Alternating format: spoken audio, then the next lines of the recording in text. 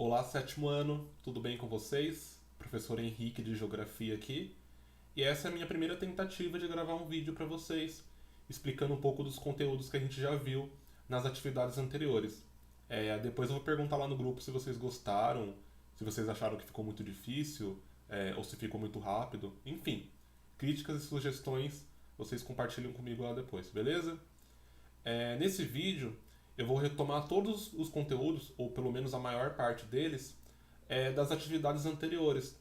Ou seja, primeiro eu vou falar das características naturais do Brasil e, por último, eu vou falar da formação do território brasileiro, que foi o tema das duas últimas atividades, tá bom? E no final, depois eu vou pedir para vocês fazerem uma atividade bem simples, só para consolidar mesmo esses conteúdos. Então, eu vou tirar a minha câmera aqui da tela para mostrar as imagens que eu preparei para vocês. Ó, tá chique aqui, hein? Vamos lá, pessoal.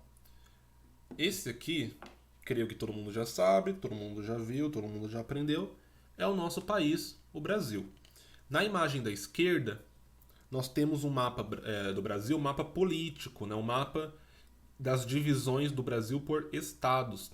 Então, cada um desses aqui é um dos 27 estados do Brasil.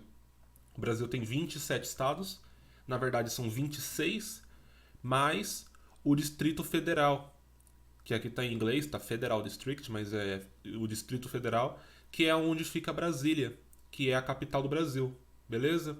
Então esse aqui é o mapa dos 27 estados. E esse mapa da direita é um mapa da divisão dos municípios do Brasil. O Brasil tem 5.570 municípios. Cordeirópolis é um deles, Rio Claro é outro, Limeira é outro município e por aí vai. A gente vê que tem municípios de diferentes tamanhos. Aqui na região sudeste, na região sul, tá tão vermelho assim porque tem muitos municípios. Não dá nem para ver o tamanho deles direito. Enquanto lá no norte, por exemplo, aqui no Pará, tem municípios que são muito grandes, né? Veja esse aqui onde eu estou apontando com o mouse. Eu não sei qual município é esse. Entretanto, só de ver aqui pelo mapa a delimitação dele, dá para ver que é um município muito grande. Aqui é um mapa do nosso estado, o estado de São Paulo, onde nós vivemos, e em vermelho está pintado o município de Cordeirópolis, que é onde a maior parte de vocês, ou acho que talvez todo mundo, more aí em Cordeirópolis.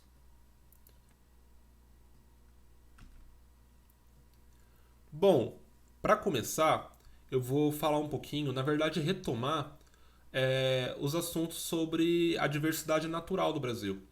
E essa ilustração ela é bem bonita e ela representa bem isso, né? O nosso país tem grandes florestas, tem a caatinga lá no Nordeste, o cerrado com as árvores retorcidas, além de também várias espécies de animais, né? Aqui, por exemplo, a arara azul e o mico-leão dourado. Mas é importante desde então que vocês tenham essa noção de que o nosso país é um país muito grande e muito diverso em todos os sentidos. Começando pelo relevo, o relevo é o formato da superfície da Terra, né? Tem lugares que são altos, tem lugares que são baixos, tem lugares que são planos, que não é o caso desse da foto. E no caso desse da foto é um lugar que é bem arredondado, né? Tem vários morros, colinas. É uma foto de São Luís do Paraitinga. É um município que fica aqui no estado de São Paulo, próximo da praia. E eu tirei essa foto de um lugar alto para mostrar para vocês como o relevo dessa parte do Brasil é um relevo bem arredondado, bem irregular. Já essa foto aqui é do Planalto da Diamantina, ou melhor, a Chapada da Diamantina, que fica lá na Bahia. Ela é constituída de planaltos, que são esses relevos, né, esses lugares mais altos, o próprio nome indica, planalto, e também de depressões. Depressões são esses relevos mais baixos do que a área do entorno deles. Aqui no caso é uma depressão bem pequenininha, mas as depressões geralmente elas têm quilômetros e quilômetros de extensão.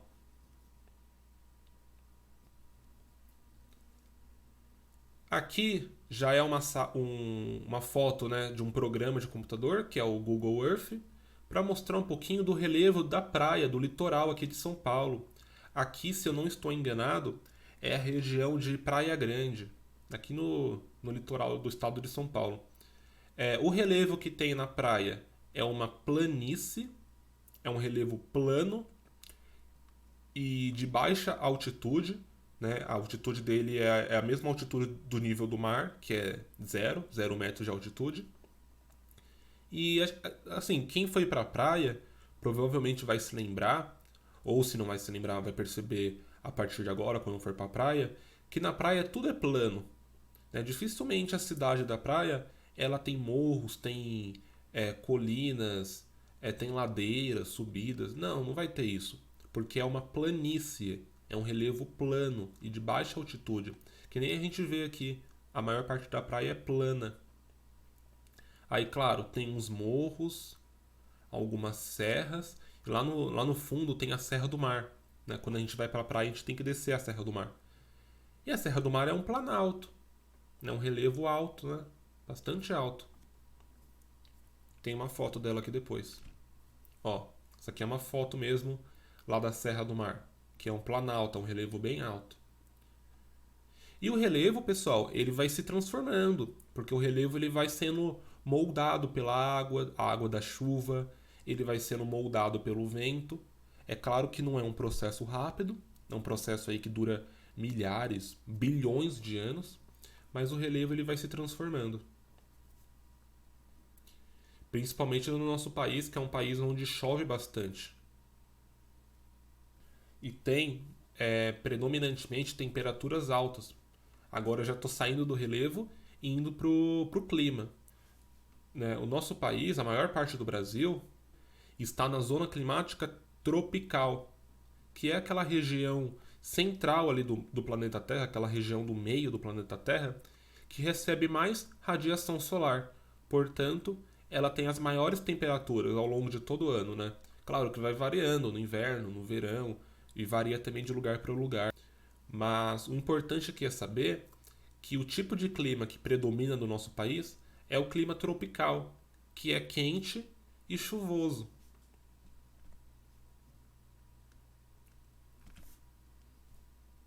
Entretanto, né, quando a gente se aproxima ali do Brasil para tentar estudar o clima específico do Brasil e não no mundo inteiro, a gente percebe que tem várias diferenças nos climas do Brasil. Tem lugares, por exemplo, na Amazônia, que é muito quente e que chove bastante, chove quase todo dia. O que é diferente desse clima aqui, que é o clima que está pintado de amarelo aqui no mapa. Essa é a área onde é atingida pelo clima semiárido, tropical semiárido, que é um clima muito quente, mas que chove muito pouco, chove pouquíssimo. Por isso que o nome é semiárido. Se fosse totalmente árido, seria um deserto. Mas como chove um pouquinho, ele não é um deserto, ele é quase um deserto, ele é um semi-deserto, né? Semi-árido. E aqui tem uma foto que mostra um pouquinho de como é a paisagem lá na região do Nordeste, onde tem o clima semiárido, né? É muito sol, muito quente, só que como chove pouco, não tem muitas árvores, as árvores são baixas, elas não têm folhas, porque se elas tivessem folhas, muitas folhas, elas teriam que ter muita água para conseguir sobreviver, o que não é o caso da região.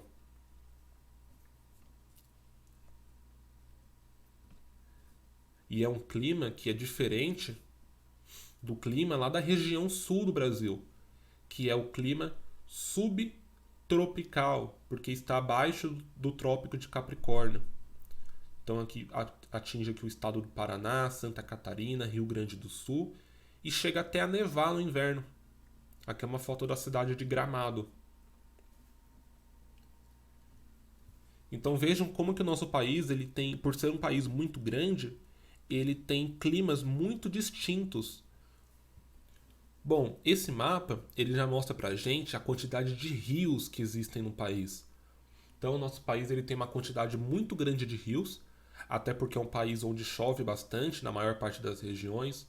Lá no norte, aqui no sudeste, no sul também chove bastante. e, inclusive, é o país que possui a maior quantidade de reservas de água doce de todo o mundo, né? Em relação a todos os outros países, o Brasil é o que mais tem água doce. Aí um exemplo de um rio bastante famoso, que é o Rio Amazonas, que fica lá no norte do país. É muito utilizado para navegação, para o transporte de pessoas, de mercadorias, para a geração de energia, energia elétrica, para a pesca, enfim. E falando agora da vegetação, ela também é bastante diversa no país inteiro. Esse mapa aqui do lado, ele mostra pra gente os diferentes biomas, que são os tipos de vegetação que existem no nosso país, onde cada uma dessas cores representa um bioma diferente. Por exemplo, esse bioma verde escuro aqui é o bioma da floresta amazônica, que é essa foto aqui que eu coloquei para vocês, que é uma foto bem densa, é uma floresta bem densa, com bastantes árvores, árvores altas, com muitas folhas, que é diferente do cerrado.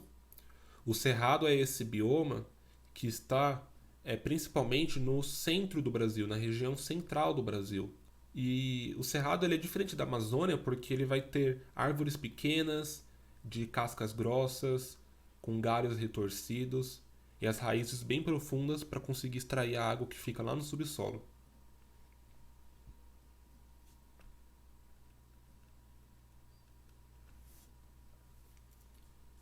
E um outro bioma é um bioma que fica lá na região sul, onde é mais frio, que é o bioma da mata de araucárias, que é caracterizado por essas árvores, né, chamadas araucárias, que são bem altas.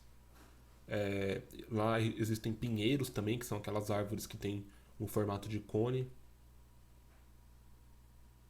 E, por fim, um bioma da caatinga, que fica lá no Nordeste, na mesma região onde tem o clima semiárido que eu falei para vocês, que é quente e onde chove pouco.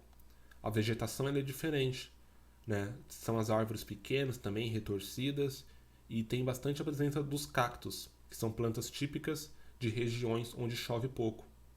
Elas aguentam longos períodos sem água.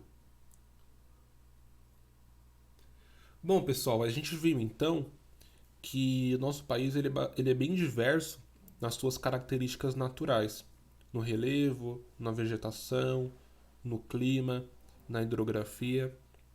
E agora a gente vai ver como é que esse território ele foi sendo ocupado, transformado e utilizado pelos seres humanos ao longo da história, até que se formou esse país chamado Brasil. Geralmente, quando a gente estuda o Brasil, a gente começa no ano de 1500, quando os portugueses chegaram no país, né? Ou melhor, no futuro país. Entretanto, a história do Brasil ela começa bem antes, porque antes dos portugueses chegarem, já existiam diversos povos aqui, que eram os povos indígenas. Não só onde hoje é o Brasil, mas na América inteira. Seja lá onde hoje é os Estados Unidos, o México, a Argentina, o Chile e aqui no Brasil. Aqui na esquerda nós temos um mapa mais ou menos de qual era a área do nosso país habitada por diferentes povos indígenas. Então tínhamos o povo G, Tupi, Aruaque, Caribe, Tupiniquim, Potiguara, Charrua e tantos outros povos indígenas, cada um deles com a sua cultura, sua religião, suas ferramentas, enfim, sua forma de viver e de administrar o seu território. Esses diferentes povos indígenas, eles não eram conectados entre si, eles não interagiam muito entre si. Então, não existia um país naquela época. Os países surgiram muito tempo depois. E se os portugueses não tivessem chego na América, provavelmente, hoje, ao invés do Brasil, nós teríamos vários países, né, correspondentes a cada um desses povos indígenas. Entretanto, a história foi um pouco diferente, porque no ano de 1500, ou próximo do ano de 1500, os europeus chegaram na América e colonizaram a América. Ou seja, dominaram esses territórios e escravizaram boa parte dos indígenas. Só lembrando que os povos indígenas eles ainda existem no Brasil. Quando os portugueses chegaram no Brasil, existiam cerca de 8 a 9 milhões de indígenas. E hoje, existe cerca de 890 mil, quase 1 milhão aí de povos indígenas, né? E aí é um quadro que mostra os europeus, no caso os portugueses, chegando no litoral do Brasil e tendo contato com os indígenas que aqui viviam. Os portugueses eles chegaram primeiro no litoral do Nordeste. E eles dominaram esses territórios, tomaram os territórios dos indígenas, escravizaram diversos grupos indígenas e começaram a explorar o território e o trabalho dos índios para benefício próprio. Uma das primeiras coisas que os portugueses fizeram no Brasil foi a exploração do pau-brasil, que é uma árvore típica da Mata Atlântica e ela tinha madeira muito boa para se fazer móveis e para extrair a tinta dela e tingir tecidos. Uma outra coisa que os portugueses fizeram, logo quando eles chegaram no Brasil, e durante muito tempo, foi a plantação de cana-de-açúcar, porque o Brasil tem o clima, né, um clima tropical, e os solos também do Brasil são muito bons para se plantar cana-de-açúcar, que na época era bem cobiçada para a produção de açúcar. E para isso foram construídas grandes fazendas, os engenhos de açúcar, que eram onde transformavam a cana em açúcar mesmo, em tabletes de açúcar. E foi utilizado o trabalho dos negros escravizados da África. Muitos escravos vieram para o Brasil aí nesse século, durante 300 séculos, mas começando aí no século XVI, que é entre 1500 e 1600, para trabalhar nas plantações de cana-de-açúcar e nos engenhos também. Esse mapa aqui da esquerda, ele mostra pra gente onde é que os portugueses se instalaram no Brasil. A gente vê que os portugueses chegaram primeiro no litoral e ali eles ficaram, que é essa região onde está pintada aqui de verde e de vermelho. Vermelho é onde eles foram plantando a cana-de-açúcar, no litoral do Nordeste, aqui na região de Salvador, Porto Seguro, e na época a capital do Brasil era Salvador. Litoral de São Paulo também, plantaram bastante cana-de-açúcar. E na época, gente, a América do Sul ela foi dividida entre os portugueses e os espanhóis através do Tratado de Tordesilhas, que é esse traçado aqui, essa linha. Tudo que estava à direita da linha, a leste, era de Portugal. Tudo que estava à esquerda era da Espanha. Então, no século XVI, o Brasil, na verdade, ele não tinha o tamanho que ele tem hoje. Ele era só essa faixa de terra aqui, da direita. Só que pouco a pouco, os portugueses foram explorando mais o interior do Brasil. Eles foram deixando o litoral e adentrando o nosso país, que eles estavam construindo, para criar gado, para ter carne e couro nas fazendas de cana. Exploraram a Amazônia para pegar castanhas, cacau. E dessa forma, a exploração do interior ela foi aumentando. Vilas foram sendo construídas, estradas foram sendo construídas e os portugueses ultrapassaram o Tratado de Tordesilhas, entrando em conflito com os espanhóis e, claro, com os indígenas.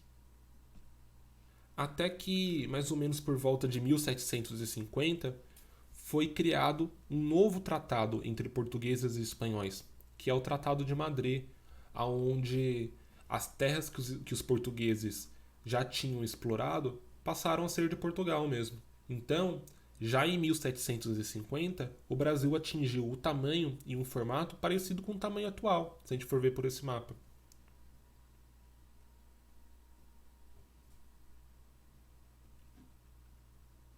Eles continuaram plantando bastante cana-de-açúcar, construindo as primeiras vilas, as primeiras cidades.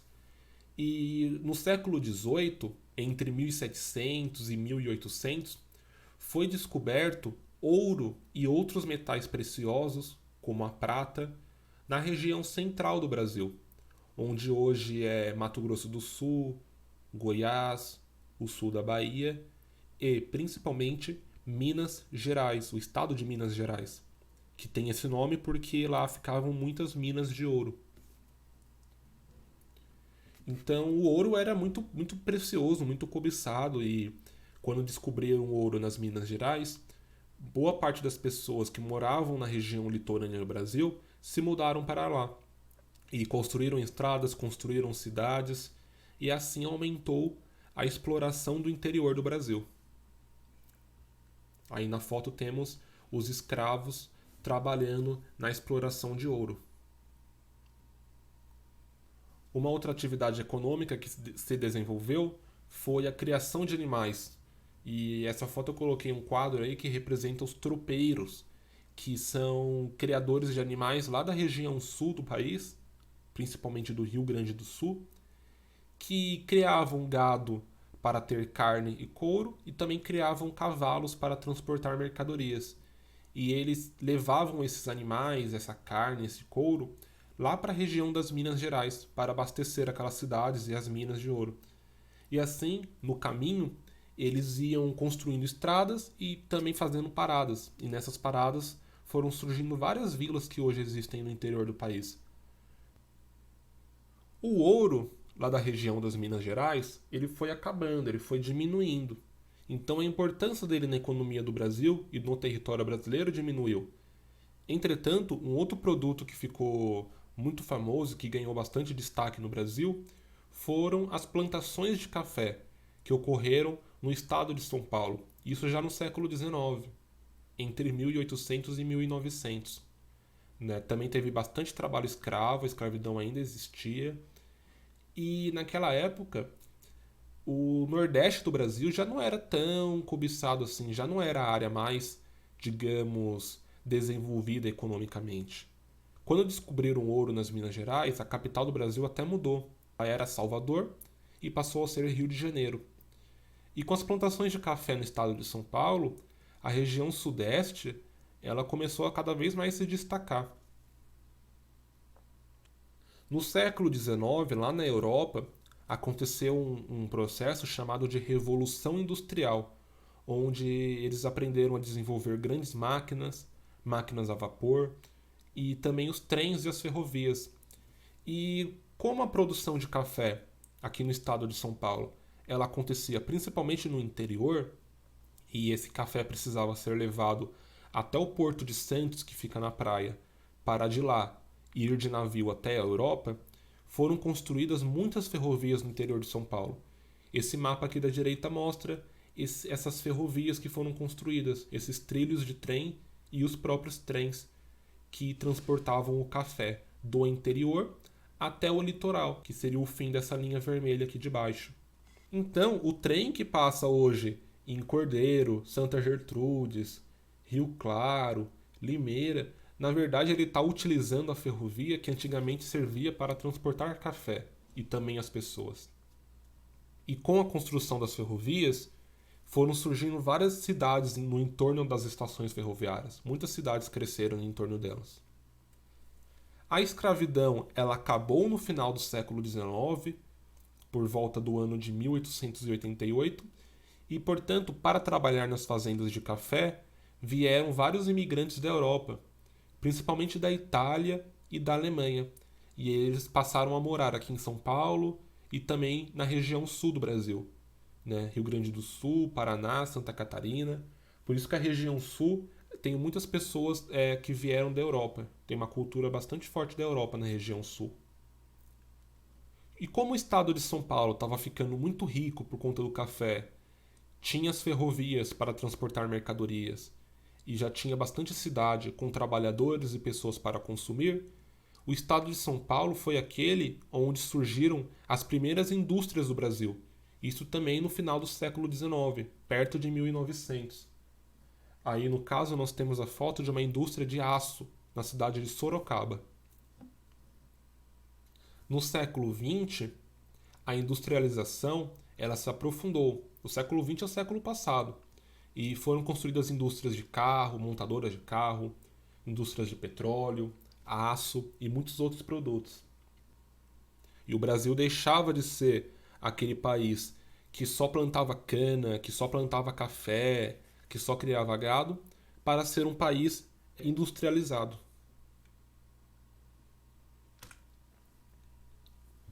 No século XX também, entre 1900 e 2000, foram construídas muitas rodovias. Então, as ferrovias foram esquecidas um pouquinho e foram construídas rodovias. Até porque, na foto anterior, eu mostro para vocês que as pessoas estavam montando carros. E para o carro andar, precisa de ruas, avenidas e rodovias. E assim foram construídas diversas rodovias pelo país inteiro, principalmente aqui na região sudeste e sul. No século passado, século XX também, cresceram a maior parte das cidades que hoje existem no Brasil. E as pessoas passaram a cada vez mais morar em cidades. Em 1960, foi construída a nova capital do Brasil, que é Brasília, que é onde o presidente trabalha, os deputados, os senadores trabalham também. E a cidade de Brasília, ela foi construída no interior do país para incentivar a ida das pessoas para o interior, para explorar cada vez mais a região central do Brasil.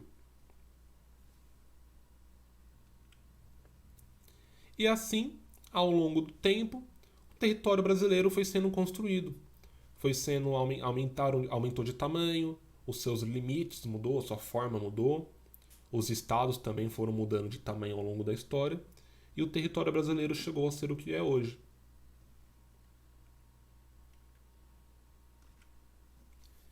E hoje em dia, pessoal, nesse começo do século XXI?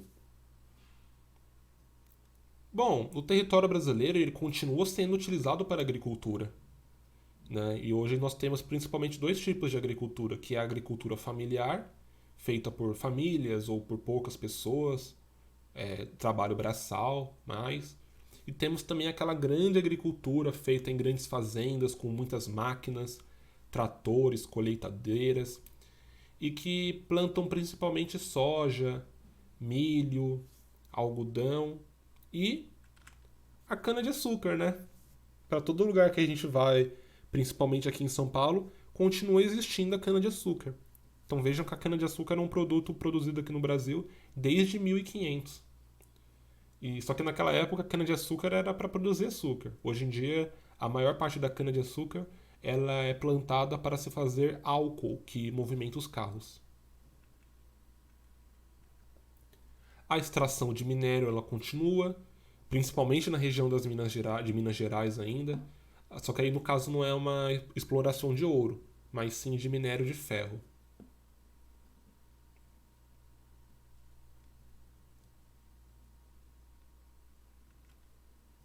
As indústrias continuaram sendo construídas, desenvolvidas. Aí é uma indústria de aço também, mais dos tempos atuais. E o Brasil hoje tem várias indústrias, principalmente em São Paulo, só que as indústrias estão cada vez mais indo para o Nordeste ou mesmo deixando de existir. Nosso país está passando por um processo de diminuição das indústrias. A gente vai estudar isso mais para frente. As rodovias que cortam o país inteiro, não todas as regiões, né? Tem lugares do Brasil ainda que são pouco acessíveis.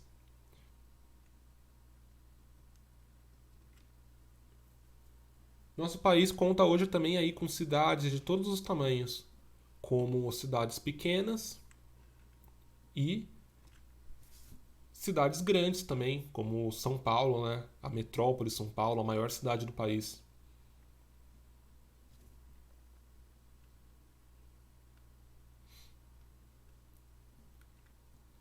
E o comércio hoje também é uma atividade econômica muito importante. Na verdade, é uma das que mais movimentam a economia do país, passando até mesmo a indústria e a agricultura.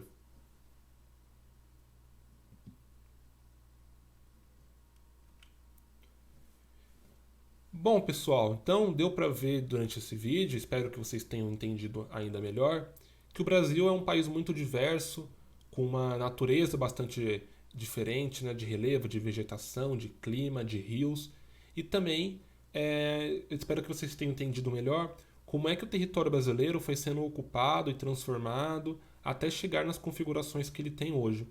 E a partir de agora, nós vamos estudar cada vez mais a economia, a população, a cultura, enfim, as cidades, as indústrias, a agricultura do Brasil.